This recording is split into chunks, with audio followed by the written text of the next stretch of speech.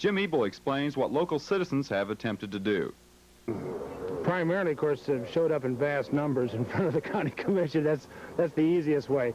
We are also looking into some legislative changes. Roger Barron is the attorney for the Special Road District, and he explains that there are several issues involved. By statute, the county has to release 80% of that money back to the Special Road District from which it was generated. So they're required to do that. The remaining fund is supposed to be put, the statute says it has to be put into a special road and bridge fund to be used for road and bridge purposes only and for no other purpose. There's been a movement across the state of Missouri to request the county courts and the county commissions to release this 20% back to the special road districts from which this money was generated. Now, that request was put forth to the county this year, and they rejected it outright. They weren't interested in doing that. What you have, and so that you can get an idea of how much money you're talking about, in Miller County for 1984, the 20% that was retained by the county court amounted to $29,500. According to Barron, the statutes are very clear on who's responsible for rebuilding the bridge. But all these statutes say that whenever you have a bridge that costs $50 or more to build or to repair, that has to be done by the county. Not only will the county not, out of its discretion, return the 20% of the taxpayers' money back to the benefit of the road districts, but they won't spend any money at all out of any source to repair this bridge. And it's really an unfortunate situation. Paul Adams is one of 3 county commissioners and the only one to vote to release funds to the district. While the other 2 commissioners said they sympathized with the plight of the lead of this special district in this matter here, they simply could not vote to assist them. The Miller County Court for help, but were turned down. The court retains 20% of the yearly taxes collected for the district, and it is that lug the district would like to use to rebuild the bridge. Roger Barron is the attorney for the road district, and this morning filed a class action lawsuit on behalf of not only the Bagnell Special District, but 10 others as well. There was a filing of a petition in the circuit clerk's office in Miller County. There was no court action taken today, but the plaintiffs have filed their lawsuit now, and it's pending in the circuit court in Miller County. The lawsuit was filed by 10 special road districts and a number of individual plaintiffs, all seeking relief. The nature of the petition itself is action for declaratory judgment on several of the statutes which the road districts feel as though the Miller County Commission has just ignored these statutes and has asked the court to interpret them for the commission and lay down the law. Every Saturday, every Sunday, week mornings, maybe your children are tuning in, or your spouse is tuning in for a special program each week. What's it mean to you? Those programs... Give us a call now, 800-777-0789. That is like music to my ears, Michelle. Keep them ringing. We want to keep them ringing. We have 2 phones busy. We can fill up the other 3. Let's do it. Let's say thanks also to Vic Neild of Sioux Falls, a renewing member. Thank you, Vic. A renewing member from Brookings, an anonymous pledge, and Benjamin from Rosebud pledged his support. He's a new friend to South Dakota Public Television's Friends organization. You can become a friend, too. We have the $60 level. You can have the Lori Line cassette. This is different from the other CD we talk about. This is Open House.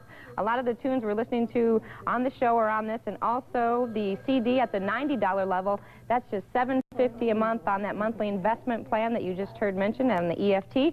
You can make it happen. You can fill up these phones. We have 5 busy. We have a couple more in the back, though. We can make it happen if you call 1-800-777-0789. Don't forget the special offerings at that $120 pledge level. What it's all about, though, is not the thank you gifts, is not the free tickets, even though it's a great idea. It's about paying for the programs that you enjoy here at South Dakota Public TV. So go to the phone, call 1-800-777-0789. And Michelle. Hello Band's Jolene Letcher explains. Well, Angela, until 10 days ago, Afghanistan was just another place on the map. But for Benno Weimar, it's the place that he called home. And now he hopes to help USD students better understand the country. There was a government at one time. Today's assignment, understanding Afghanistan. I hear a lot of bad things about them. Until the terrorist attacks, what happened thousands of miles from this classroom didn't matter to Shauna Barron. No one really knows, their culture or anything. I know I don't, and a lot of students here don't. I have a pretty good understanding of what's going on there. Professor Benno Weimar understands because he lived in Afghanistan. I don't think there's much to attack. I mean, it's a miserable country. And with all the attention surrounding the Schiavo case, folks may start to question what they would want should they ever be in that situation. University of South Dakota Law Professor Michael Myers recently offered a forum discussing the Schiavo case. He questioned folks on where they stand on the issue. He also pointed to the need to prepare while you are healthy. He hopes by raising ethical questions and debate over the case that folks will take the time to get their wishes in writing.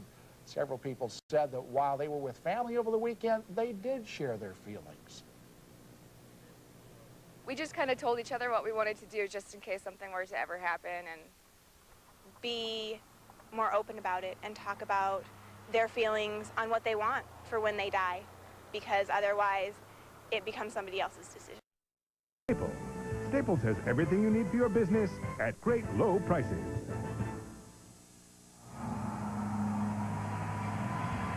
Now, this certainly doesn't have the look of a 4 and 7. Staples. Staples has everything you need for your business at great low prices.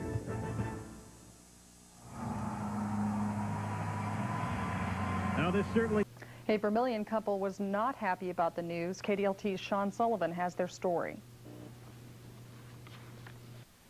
Defining and protecting marriage as a union of a man and woman. Today, President Bush made it clear where he stood on gay marriage. Bush's thoughts on the matter aren't shared by all, though.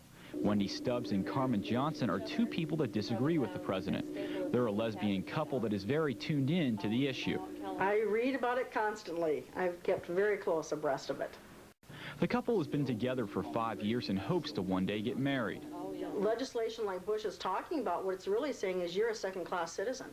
They might have reason to feel that way. There's a lot of benefits and privileges that are associated with marriage. Roger Barron is a USD law professor who says not being married can cost a spouse and property. Laws are designed to accommodate the other spouse upon the death of a spouse. And if you have a relationship where there's not a formal marriage and you have a death of one of the partners, then it's kind of like up for grabs. There are also other benefits gay couples miss out on. Usually an employer will provide benefits to a spouse, and those benefits don't flow to somebody who's living in just a partnership arrangement with someone. Even though marriage spells benefits, with the president taking a hard stand today, Wendy and Carmen might not feel like anything more than secondary citizens for quite a while. Sean Sullivan, KDLT News, Vermilion. In the Supreme Court's dissenting opinion, Bill Janklow was called the most well-known attorney in South Dakota. And because of that fact alone, according to Judge Art Rush, Janklow should be held to a higher standard. Rush wrote that a goal of a lawyer's disciplinary proceeding is the preservation of the image and integrity of attorneys, the Bar Association, and the legal profession as a whole. In short, Rush says Janklow gave all lawyers a black eye. There's not been a single case like this. But USD law professor Roger Barron says that doesn't mean Janklow is unfit to be a lawyer. The accident, tragic as it may be, and certainly is tragic, has nothing to do with his ability to practice law. Barron says the Janklow case is of course rare, but attorney discipline cases as a whole are rare in South Dakota because there just aren't that many lawyers. But what makes Janklow's situation so unique is that he didn't commit a crime while practicing law. And somehow or another, these cases that I followed have all been involved with lawyers who've done something that has affected their ability to deal with clients and to be honest and forthright with the court. Barron and the High Court agree, but Barron says the Janklow case is so rare that really no precedent will be set because it's unlikely a case like this will ever come up again.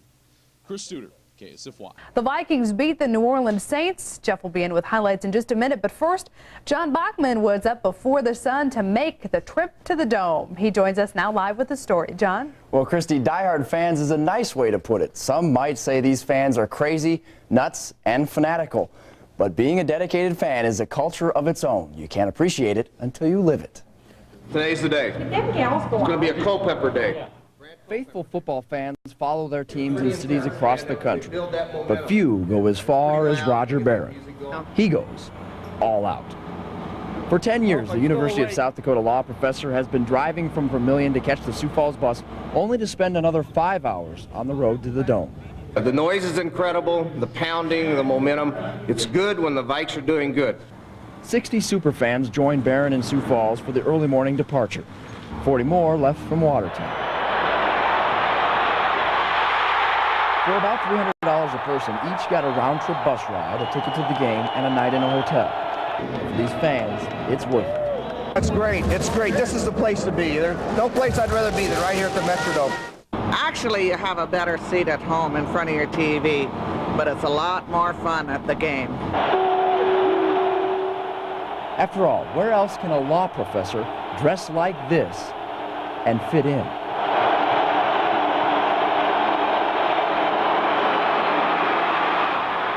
Clearly, he had a good time there. By the way, one of Barron's law students was also on the trip, which made for an interesting evening, I'm sure.